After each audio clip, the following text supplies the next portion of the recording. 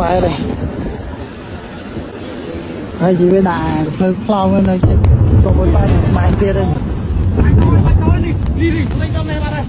mà anh kia đây này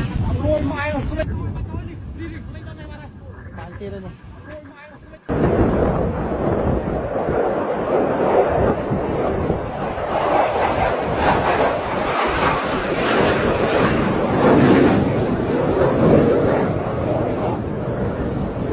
phải đây hay gì với đà hơi clown hơn thôi chứ còn một bài mà anh kia đây này mà anh kia đây này mà anh kia đây này